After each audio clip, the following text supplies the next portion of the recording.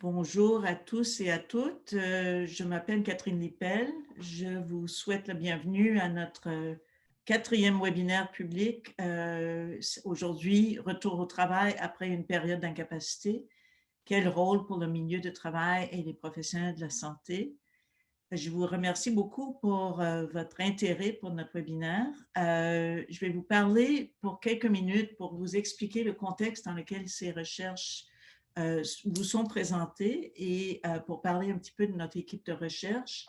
Et ensuite, je vais céder la parole aux deux conférencières. Alors, je me présente, je suis Catherine Lippel, je détiens la chaire éminente en droit de la santé et de la sécurité du travail à l'Université d'Ottawa.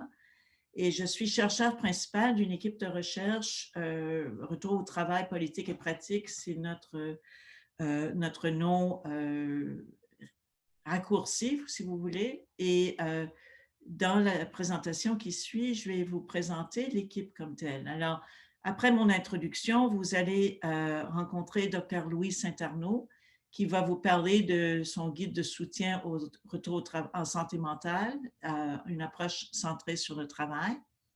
Et ensuite, Dr. Anne Hudon, qui va nous parler de ses recherches et sa présentation s'intitule « Éthique, pratique et politique des soins de santé et du retour au travail pour les personnes indemnisées suite à une lésion professionnelle, des constats importants ». Et vous noterez que, évidemment, la première présentation porte spécifiquement sur le retour au travail dans un contexte de problèmes de santé mentale, alors que la présentation de Dr. Hudon, ce sont autant les victimes de lésions professionnelles physiques que psychologiques qui sont visées par son étude comme telle, bien qu'elle a un focus particulier sur les maladies musculo-squelettiques. Ce qu'on va faire, ce qu'on vous propose pour éviter des complications techniques, c'est qu'on va avoir une période de questions après les présentations, mais vous pouvez écrire vos questions à n'importe quel moment dans la section questions et réponses. Et à titre de modératrice, je vais présenter les questions une fois que les deux présentatrices vont avoir terminé leur présentation comme telle. Voici notre équipe de recherche. Alors, moi, je suis chercheur principal et comme vous pouvez voir, on a un bon nombre de chercheurs au sein de l'équipe au Québec et à travers le Canada également. Alors, aujourd'hui, vous allez entendre Louise Saint-Arnaud et Anne Hudon, mais comme vous pouvez constater par la liste à gauche de votre écran, il y a beaucoup de chercheurs qui sont impliqués et cette liste-là ne comprend pas les étudiants. Il y a des dizaines d'étudiants à travers le Canada qui sont impliqués dans nos recherches également. On a des partenaires. Il s'agit d'une recherche en partenariat santé et productivité au travail, je vais expliquer tout à l'heure. Et on a plusieurs partenaires institutionnels qui participent à nos études depuis le début du partenariat en 2018. Vous avez la liste à droite de votre écran. Au Québec, on a en particulier l'Institut national de santé publique, le SCFP Québec, UTAM. Et je souligne qu'il y a d'autres partenaires, soit qui sont partenaires actuels, qui ne sont pas ajoutés, soit qui sont en voie de devenir partenaires. Et un des objectifs de nos webinaires, c'est aussi d'attirer des gens qui pourraient vouloir institutionnellement devenir partenaires de nos recherches pour peut-être participer à une des multiples études qui sont en train de se poursuivre au Québec et dans les autres provinces canadiennes. Alors, j'ai une seule diapo pour expliquer ce qu'on fait pendant 5 ans et avec beaucoup de gens qui participent. Alors, ça va être une synthèse assez rapide. La question qu'on se pose, comment les politiques publiques canadiennes et québécoises pourraient-elles promouvoir des pratiques saines pour assurer un retour au travail durable pour tous après une lésion professionnelle? Et moi, je suis juriste de formation, puis on a quelques chercheurs qui sont juristes. La majorité de nos chercheurs ne sont pas juristes comme tels.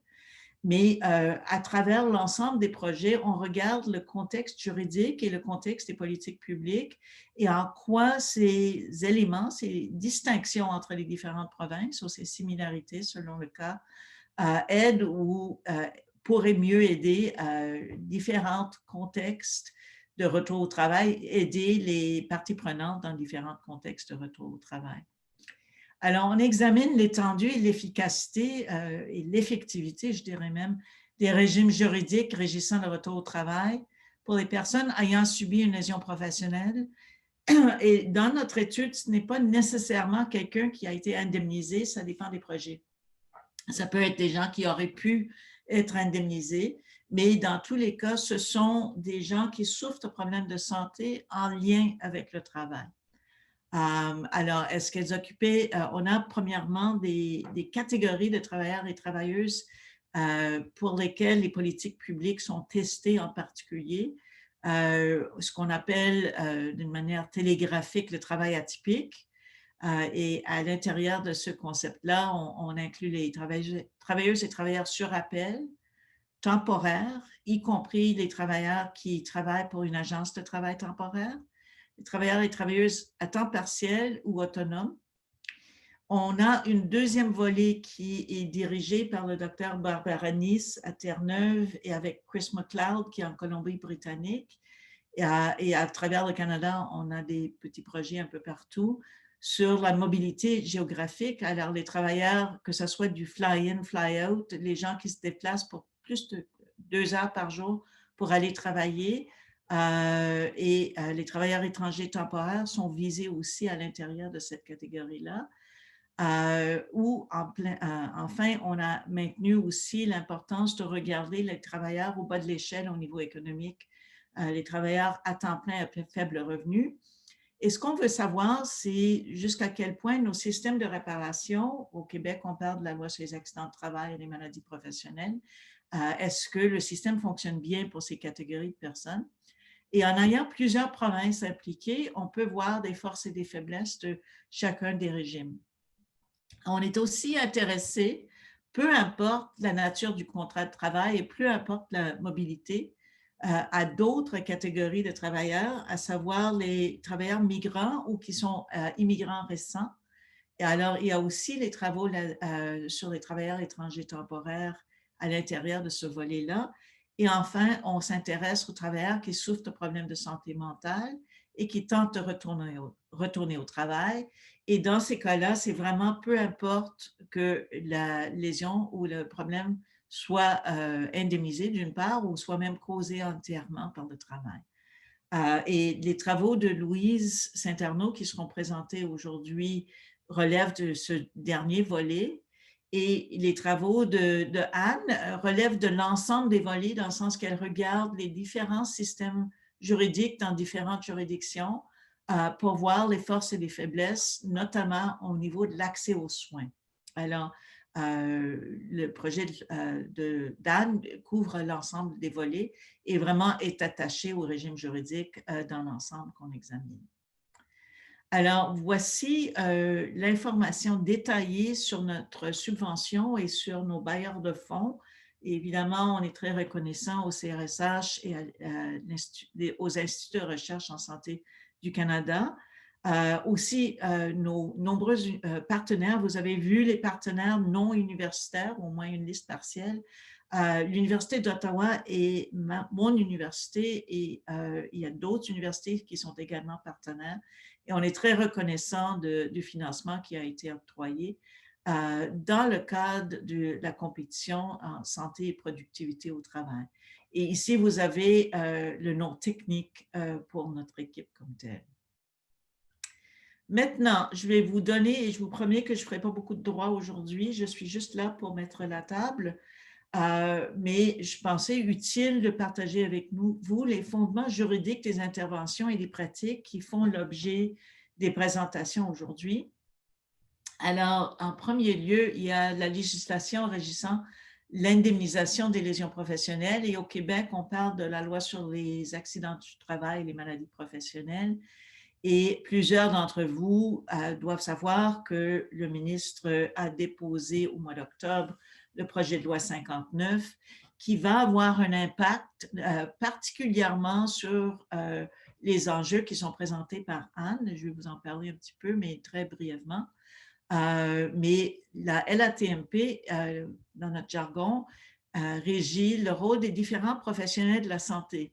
Et pour le moment, comme on va voir avec la présentation d'Anne Hudon, ce sont les médecins qui ont un rôle particulièrement déterminant au Québec.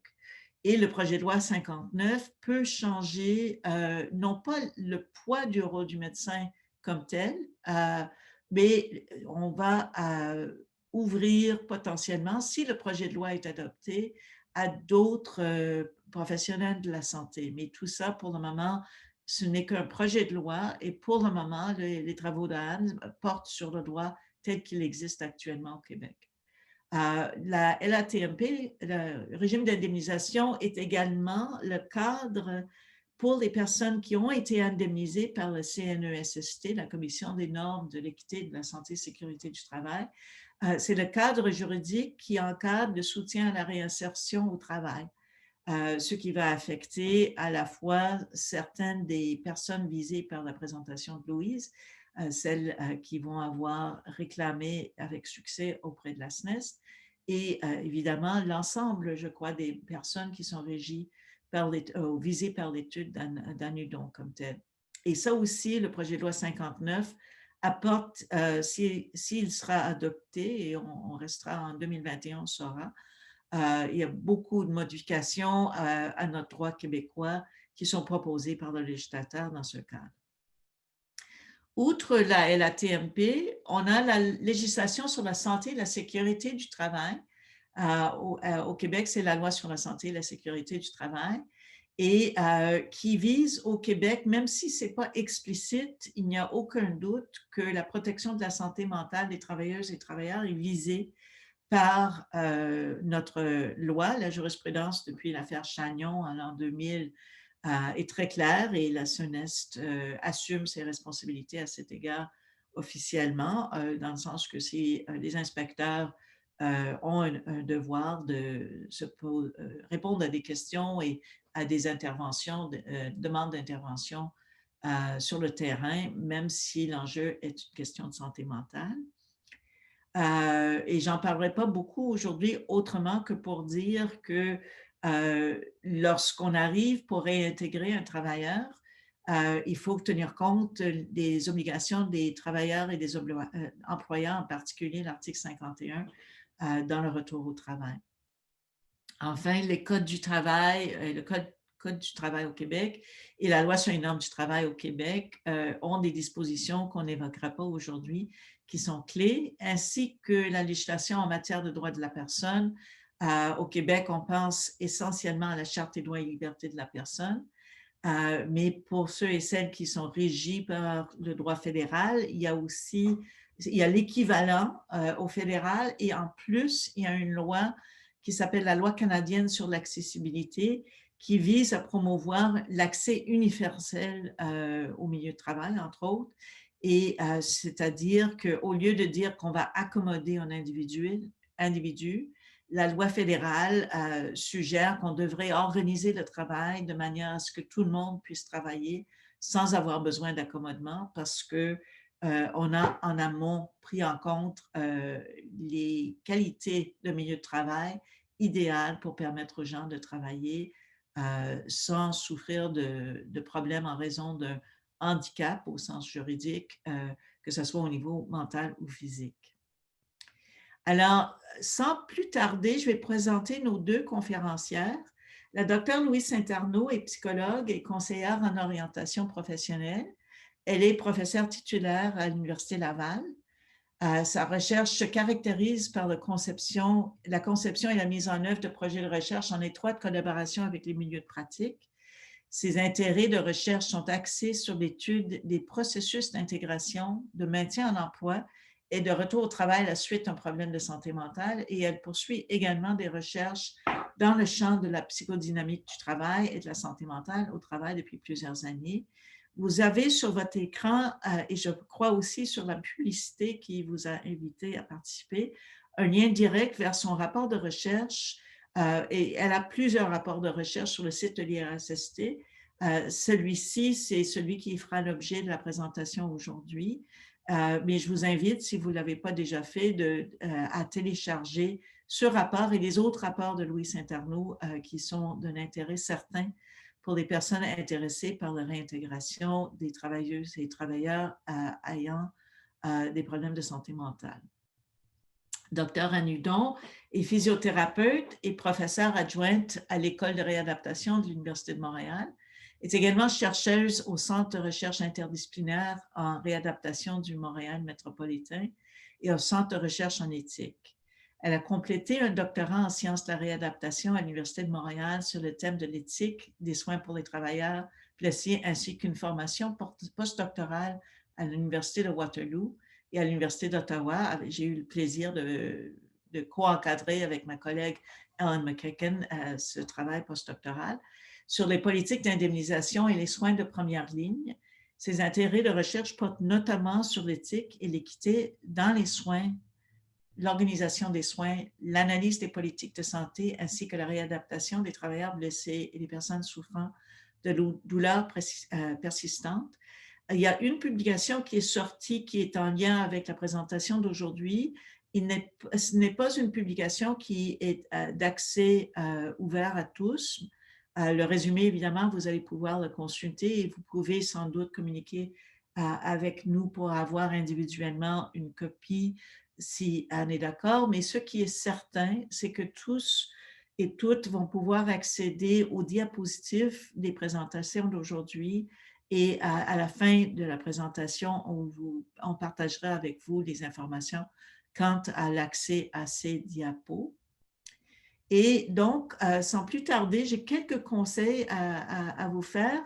Notez que pendant le webinaire, on ne peut pas vous voir, vous ne pouvez pas vous voir entre vous.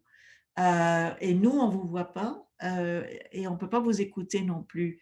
Et c'est essentiel pour pouvoir garder la qualité de son. Alors, c'est un peu dépersonnalisé, mais on a des gens de très loin qui participent, puis c'est pour ça qu'on a fait ce choix-là. Si vous voulez poser une question, veuillez envoyer un message dans la section questions et réponses en bas de votre écran Zoom. On va répondre aux questions techniques tout le long du webinaire. Alors, n'hésitez pas à poser des questions techniques aussi dans la section questions et réponses. Et dans mon cas, à titre de modératrice, pendant la période de questions, je vais reproduire vos questions, je vais lire à haute voix vos questions pour que les présentatrices puissent y répondre.